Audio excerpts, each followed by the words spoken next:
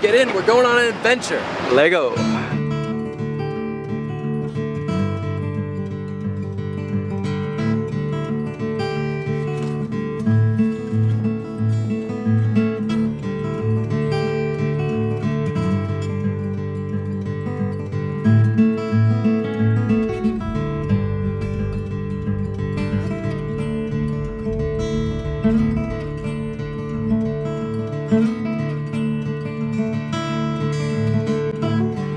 Nam is an environmental studies major from Vietnam.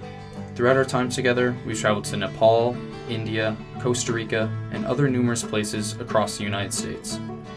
Nam and I set out on a weekend camping trip to interact with nature and interview people that we met along the way.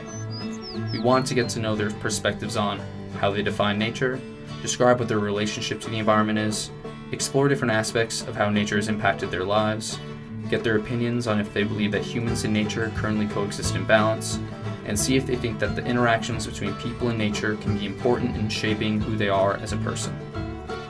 Throughout our camping trip, we hiked along the Appalachian Trail and spent time exploring different hiking trails and recreational areas in Pine Grove Furnace State Park.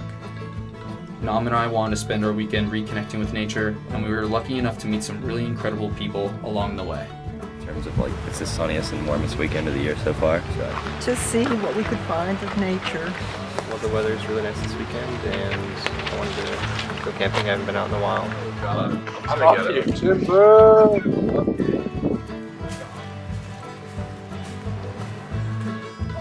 This is John and his dog Heidi.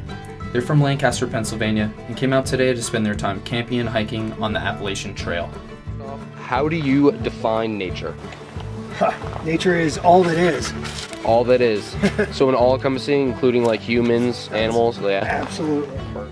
Do you think that the interactions between people and nature can be important in a person's life? I think they can be very dramatic. Whether they're important or not depends on that individual person. Mm-hmm. It teaches you a lot. It teaches a lot about respect for yourself and for what's around you. And it also, unfortunately, emphasizes a lot of lack of respect from others. This is Bob and Tim from Kennett Square, Pennsylvania. They came out this weekend to go on a camping trip with their Boy Scout troop. It's an opportunity to get away from the stresses of life and relax and take in the atmosphere, the beauty of what's provided. Yeah, they kind of need money, so like it helps the industry, even though it's kind of killing it. But it also is a lifestyle. They have to take the good from the bad, and the bad people use it. But the good thing is that it's helping people's lives every day. This is Henry Cohen from Washington, D.C.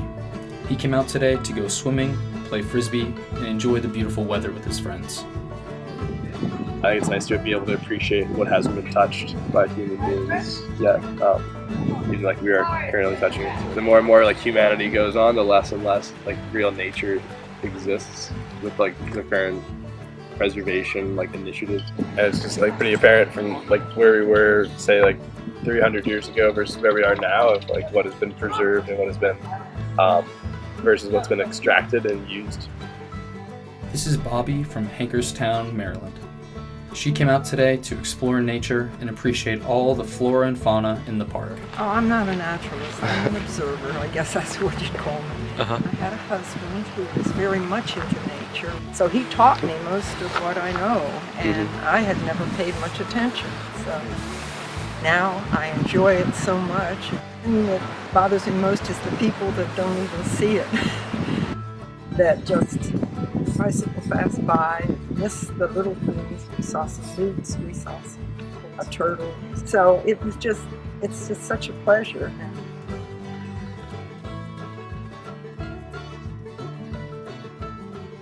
This is Duffy Montgomery from Santa Barbara, California.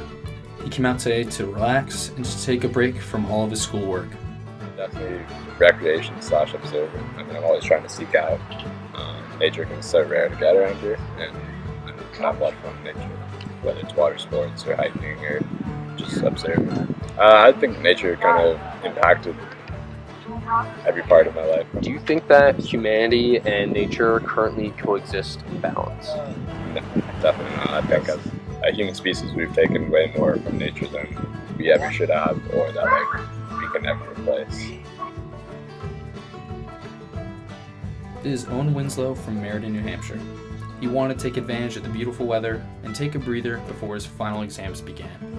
Then I remember I was at a national park one time, and the guide was talking about how they have to take down the little cairn rock structures because they like kind of go against the natural flow of things. And I was like, why though? Because like, you know, just because they're man-made. And they would take down beaver dams too. And I was like, just because something that's in nature like manipulates another aspect of nature, does that like diminish the whole purpose? I don't know. So that, for me, it's a little bit of a muddled definition, but I don't know. I think humans are a part of nature. As a changing period in our lives as seniors, like we have to make decisions about where we want to go next. I think, you know, my relationship with nature has made me realize that I want a job that is something that like I enjoy doing, but also something like where I'll have free time. This is Jacob from Clearfield, Pennsylvania. He wanted to take in the environment around him and go camping with one of his close friends. I guess nature would be anything I would consider that isn't indoors, isn't in an enclosed space. So something that isn't man-made and enclosed, I would consider nature. So you can have nature in a city, but have it as long as it's like open to the environment. I would say that. That like you don't really recognize it, but now living in Pennsylvania and going to college and like being surrounded by mountains and forests, I have found that my definition of nature has changed into we are a part of nature, and whatever it comprises, no matter buildings, classrooms, anything, we are just like ants, we're just like bees building our own hives and building our own buildings. And like as you develop and like you live in these societies and communities that's more separate from nature, I guess your lifestyle is no longer too dependent on nature. For some reason, at that moment, you start thinking about nature again, and it could be due to stress, it could be due to whatever, but we find ourselves starting to connect with nature again.